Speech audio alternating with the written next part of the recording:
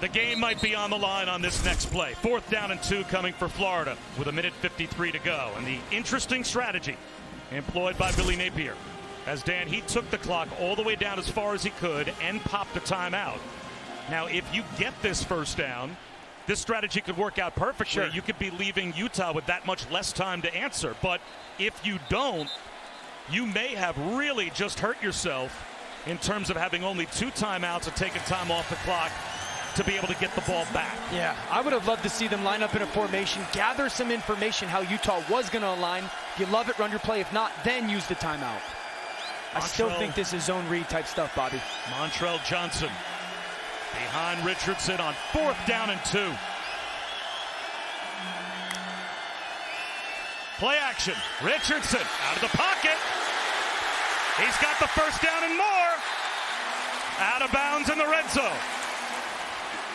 The X Factor is Anthony Richardson. He does it again.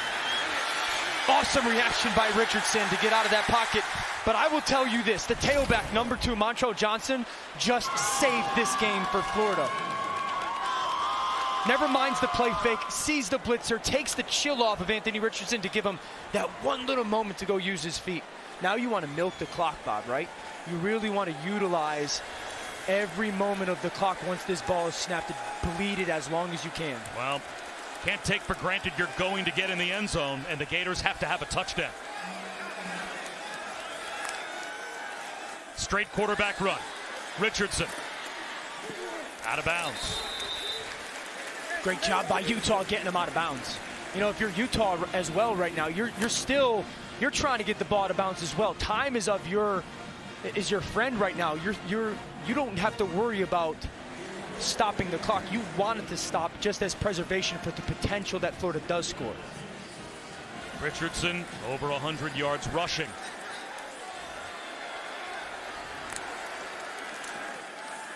Montrell Johnson bouncing off tacklers.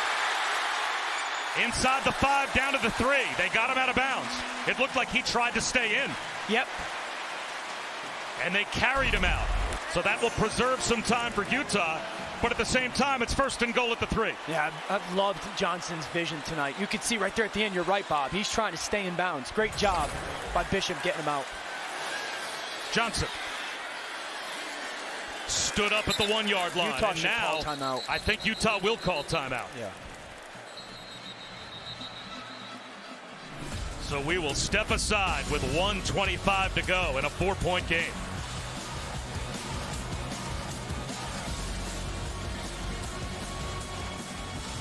Has been absolutely in control of his game tonight. Has developed through this game as a passer and then as a threat as a runner. He's just been fantastic. I think he's been so good with his decision making in the run game tonight. And I think you rely on that here, Bob. Hey, we're going to trust you. I've said it multiple times tonight. We're going to do the zone read, where you're reading the edge defender. Make the right decision and trust yourself. 2nd and goal, inside the 2. Richardson on the keeper. Touchdown!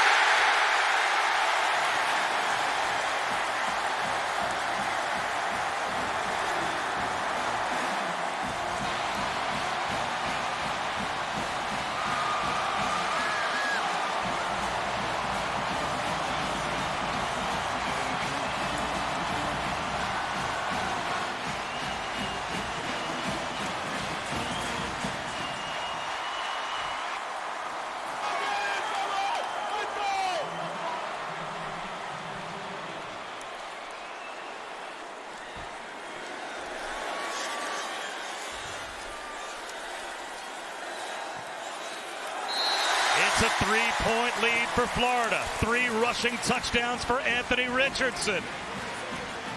And it's not over yet. It started on 4th down, right? Johnson picks up the pressure. Anthony Richardson touched the ball again, utilizes his feet as a weapon. A huge conversion. And then how about this? Put the ball in the best player on the field's hands.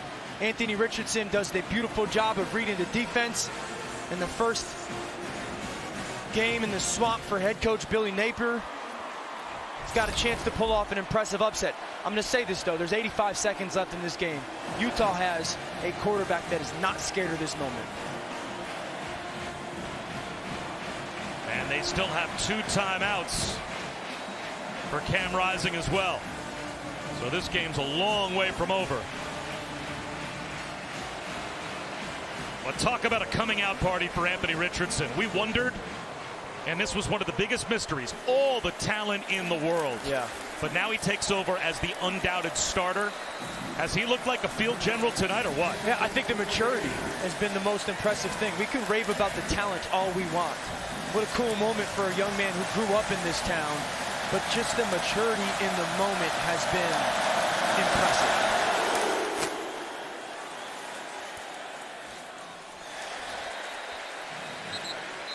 Well, maturity in the moment is certainly what you're going to lean on here with Cam Rising, right? You got your first team all-league quarterback starting at his own 25-yard line. He's got 2 timeouts, and of course, college rules with the clock stopping on first downs. Plenty of time to get into field goal range. And I think that's the point. You got to get into field goal range, so it's important as a quarterback to know where do we have to get to as a bare minimum, coach, to give our kicker a chance. He's got that Cali Cool vibe. It's going to be needed right now because this crowd is electric. And there goes Keithy in motion. He has been the go-to guy tonight. Rising out of the pocket to the sideline. Bailey, first down. Man, great job by that offensive line. Just hanging on their blocks. Rising just, we talked about that move in the pocket, and then Bailey coming back to the football knowing your quarterback needs your help.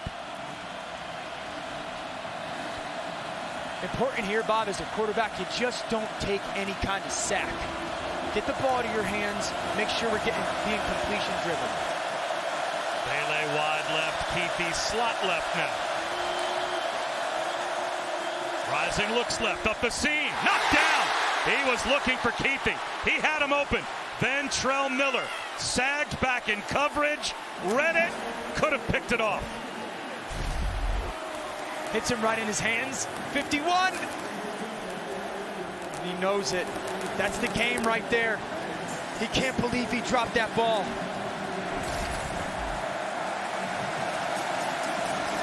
Second life for this Utah offense.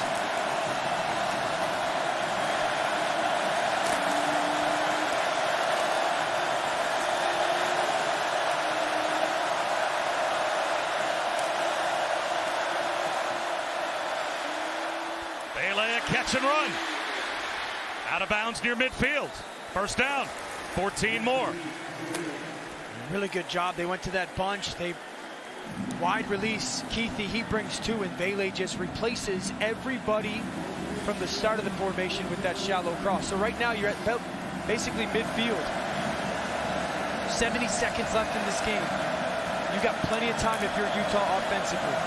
Cam Rising, get the ball in your hands, no sacks. When you get the ball as a receiver, get as much as you can downfield, and get down. Jordan Noyes certainly has the leg to reach from 50 plus. Rising up in the pocket, underneath, not much there. Mekhi Bernard, a gain of 4, and quickly from the sideline, Kyle Whittingham calls timeout. It's a good job by Cam Rising, though that's the only option for the play. Instead of running around and using some of that clock, get the completion in 4 yards. So, Bob, in this moment, it's really important for everybody to understand, as Noyes is going to have the opportunity potentially to make a huge kick. It's important for everyone to understand, like, when you get the ball, make sure that if you're inside the numbers, you're getting downfield. If you're outside the numbers, get out of bounds. And how important is this game, not just to Utah, but even for the reputation of the Pac-12? In Week 1 matchups the last 11 seasons, it has not gone well for the Pac-12 against the SEC. And that includes Georgia absolutely putting it on Oregon earlier today. Yeah, that was an ugly football game. And I know Georgia's fantastic. Oregon did not look well. They were out-coached, outplayed, out-hit. But this is a big moment for Utah. We talked about this is probably their biggest opener ever, the highest expectations ever for this program. They got the quarterback that they think is the guy that can take them to the next level. After the timeout, second down and 7. Completions. If you catch the ball inside the numbers, get north and south vertical. Outside the numbers, get out of bounds and stop the clock. the slot right, and there he goes in motion. Swing pass. Bernard, stiff arm, tackled in the field of play. That'll roll the clock. And the final timeout called here by Utah. So back-to-back short gains, and I guess Kyle Whittingham figured it was going to take that much long for his team to get lined up. And Dan, as a result, he now leaves his group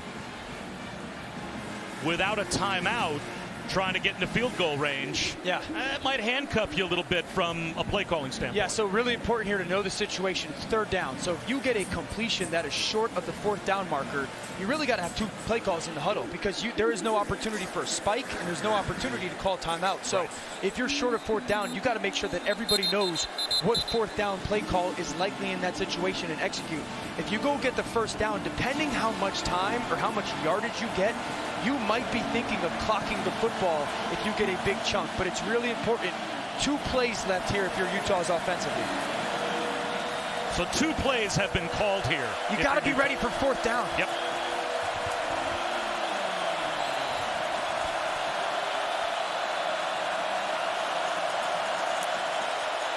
Rising, looking downfield. He's going to escape. Rising, does it with his legs. Down to the 20, well inside field goal range. 47 seconds, down to 46. You got time here if you're Utah. You do not have to clock the football. The clock should have stopped. Correct. The clock is running, and the clock should have stopped probably about 10 seconds ago after Rising and that play was done, and it's still running, so obviously the officials are going to have to put a bunch of time back on the clock. Please reset the game clock to 45 seconds. There it is. 45. The game clock will start on my signal. Well, the crowd's booing. After a first down. But that's exactly what should have happened. The clock should have stopped after that first down. And it's like a timeout right now for Utah. They have the opportunity to make sure that they're in the ideal play. So you're in field goal range. Clock is not really an enemy right now. Anything is available if you're the quarterback. They just took Keithy off the field. Now the clock rolls. Rising. Underneath. Getting stood up as money parts.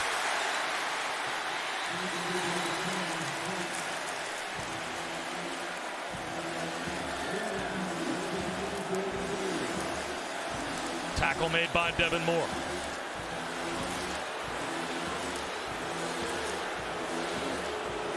I thought Utah was out of timeouts.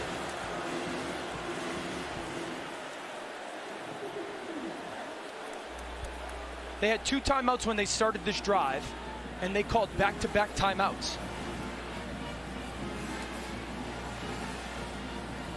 Unless our count was wrong, they just got an extra. So it will be second down from the 15-yard line with 36 seconds to go. Earlier, apparently a timeout was granted back to Utah because a helmet popped off a player. That was not communicated to us. Wow. But they were given a timeout back and had 1 left we were unaware of. Okay, so 36 seconds, second down. Where's Keithy? Where's number 80? There's your 2 tight ends. Rising. Making the catch down to the 6-yard line is Dalton Kincaid. And now with under 30 seconds to go and the clock stopping, first and goal, Utah's in position to win this game without needing a field goal. And now a timeout will be called by a Gator defense that's on their heels. For second of the half. How about this response by Cam Rising and this drive by Utah in this atmosphere? Yeah, the composure by the quarterback, making sure that he's done an awesome job of taking the easy throw, getting it out of his hands. The scramble on third down was enormous. Coach Willingham has done an awesome job of managing the clock. You've got 29 seconds left, ball at the 6-yard line, and you've really got at least 2, if not 3 plays. The question is, Bob, if you get to the line of scrimmage here and you see that Florida's committed to playing coverage, if you're Utah, do you try to pop a run? Because that's what they've done a little bit coverage-wise, Florida defensively. And the way your offensive line's playing, how tired this defense might be, if you pop a run, you can still get to the line of scrimmage and get another snap off. I was going to say, if you're organized and you're calling 2 plays and everyone knows if we end up short, here's what has to happen. How much time do you need after a run to get back to the line of scrimmage and snap the ball? Minimum of 13 seconds. Big thing, Cam Rising cannot scramble around with the football that long here. That's going to burn clock. Bunch set left. Rising to throw. Looking end zone. Has all day. Floats one into the end zone. Incomplete. Bailey, the intended receiver, got tied up in the back of the end zone with Jason Marshall. You know, with Mekhi Bernard at tailback right now, that's a little bit of a tell for Utah offensively that it's going to be a pass game. And Florida's committing to dropping 7-8 guys in coverage, and they're playing at the goal line. It's tight right now. If you're Utah, you probably have to throw the ball given the 7 seconds off the clock. Rising is 6 of 8 on this drive. 2nd and goal. 4-man rush. End zone. Intercepted!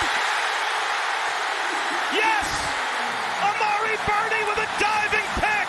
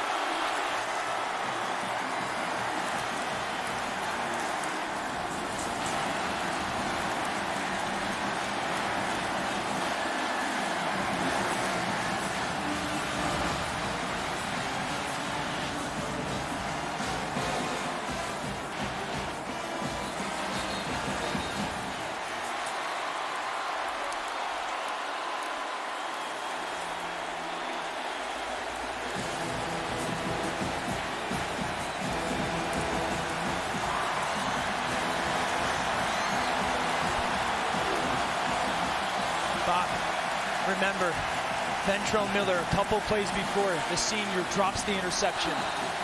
And now Burney comes up with one of the biggest plays of his career and bails out his senior teammate. Another senior, Amari Burney, his 3rd career interception, wins it for Florida. What a football game.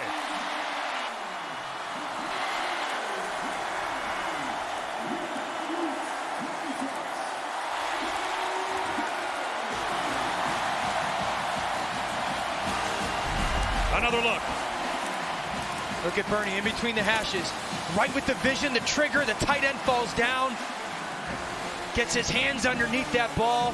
Just great awareness. I think he's trying to hit Kincaid on a stop route. You see him on the left side of your screen. I think he falls down. There's a little bit of contact. And Billy Napier, what a start for him. What a finish for the young man, Amari Burney, St. Petersburg, Florida. And what heartbreak for Utah and Cam Rising. Well within field goal range to possibly force overtime, and they end up on the short end.